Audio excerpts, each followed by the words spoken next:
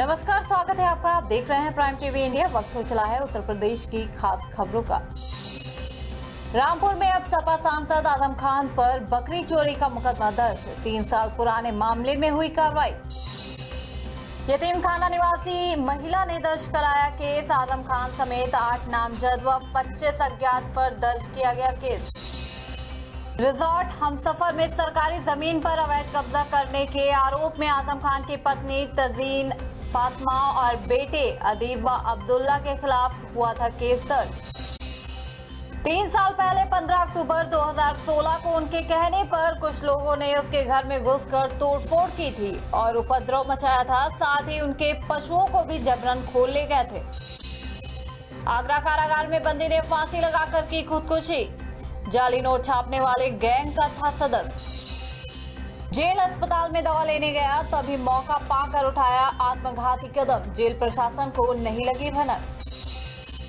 STF ने 6 सितंबर को printer की मदद से स्टाम्प पेपर पर 100 के जाली नोट छापने वाले गिरोह के 5 सदस्यों को पकड़ा था। प्रयागराज हाई कोर्ट ने दरोगा भर्ती 2016 के रिजल्ट को किया रद्द। नए सिरे से परिणाम जारी करने का आदेश। हाई कोर्ट ने फाइनल सूची में शामिल दरोगाओं की ट्रेनिंग रोकी। पूरे परिणाम को नए सिरे से घोषित करने का दिया आदेश। 17 जून 2016 को 2707 पुलिस उप निरीक्षक PSC platoon commander fire fighting officer की भर्ती निकाली गई। 2015 की नियमावली के तहत भर्ती की जानी थी। कोर्ट ने अपीलार्थियों के तर्कों से सहमत होते हुए चयन परिणाम रद्द कर दिया। कोर्ट ने कहा कि शारीरिक दक्षता आदि टेस्ट लेने की जरूरत नहीं। हाईकोर्ट की डिवीजन बेंच ने पूरे रिजल्ट को नए सिरे से घोषित किए जाने का दिया आदेश से ट्रेनिंग कर रहे तकरीबन 2200 दरोगाओं के साथ ही यूपी सरकार को भी बड़ा झटका लगा। गोरखपुर में सीएम योगी ने कहा, भारत के संतों पर परंपरा बहुत समृद्ध, इनका आशीर्वाद मानव ही नहीं जीवों को भी मिला। गोरखनाथ मंदिर में महंत दिग्विजयनाथ की 50वीं और ब्रह्मलीन महंत अवैधनाथ की 5वीं पुण्यतिथि समारोह की शुरुआत। सीएम योगी ने समारोह की अध्यक्षता की। कई वक्ताओं ने भी रखे अपने विचार। इस दौरान सीएम योगी आदित्यनाथ ने कहा कि भारत के संतों की परंपरा समृद्धशाली है। संत शक्ति दर्शन के माध्यम व मार्गदर्शन से प्रेरित करती है। सीएम ने कहा कि महर्षि वाल्मीकि ने भारत के ज्ञान की परंपरा को आगे बढ़ाने के लिए वैदिक संस्कृति और अलौकिक संस्कृति को आम जन की भाषा में रखा। स्वामी विवेकानंद पर बोले योगी, कहा 11 सितंबर को विवेकानंद ने शांति और लोक कल्याण का संदेश भी 11 सितंबर को शिकागो में दिया था। राम जन्मभूमि आंदोलन पर बोले सीएम योगी, कहा आंदोलन में गोरक्षा पीठ की सक्रियता भी इसी लोक कल्याण का हिस्सा। सोनभद्र के उम्भा में सीएम योगी का दौरा, 340 करोड़ रुपए की परियोजनाओं का लोकार्पण व शिलान्यास किया। 17 जुलाई को उम्भा में 11 लोगों की कर दी गई थी हत्या। सोनभद्र से चित्रकूट के लिए रवाना हो जाएंगे सीएम। अमेठी में स्मृति ईरानी ने आशा बहुओं को दिया नाम मां यशोदा। नवंबर में अमेठी में होगी सेना भर्ती। केंद्रीय मंत्री ने अमेठी में कई योजनाओं की शुरुआत की। योजना के तहत सरकारी स्कूलों के बच्चों को पढ़ाई के साथ पौधों के बारे में जानने का मौका मिलेगा। स्मृति ईरानी ने कहा कि अमेठी वासियों के जीवन स्तर को उच्च बनाने के लिए विगत 100 दिवसीय कार्यकाल में 225 करोड़ की लागत से लगभग 210 विभिन्न कार्यक्रमों का क्रियान्वयन हुआ।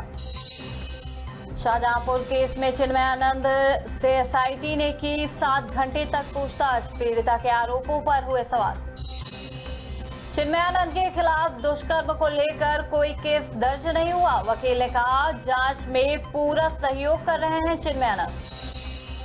इससे पहले चिन्मयानंद ने कहा था कि उच्चतम न्यायालय के निर्देश पर गठित एसआईटी पूरे मामले की निष्पक्ष जांच कर रही है और उन्हें उस पर पूरा भरोसा है। उन्होंने कहा कि ये सब मेरे खिलाफ साजिश हो रही है और एसआईटी की जांच के बाद सब कुछ स्पष्ट हो जाएगा। कागजात न दिखाने पर दरोगा व सिपाही ने वाहन चालक को बेरहमी से पीटा। एसपी ने दोनों पुलिसकर्मियों को किया निलंबित। रायबरेली में अधेड़ का शव मिलने से मचा हड़कंप। मौके पर पहुंचे पुलिस ने शव को कब्जे में लेकर पोस्टमार्टम के लिए भेजा। फर्रुखाबाद में कड़ी सुरक्षा के साथ धूमधाम से किया गया गणपति बप्पा का विसर्जन। यात्रा में पूरे जिले से लगभग 180 प्रतिमाओं का विसर्जन किया गया। गोरखपुर में एंटी करप्शन टीम को मिली बड़ी सफलता। उप निरीक्षक को एंटी करप्शन टीम ने 40,000 रुपए घूस लेते रंगे हाथों किया गिरफ्तार।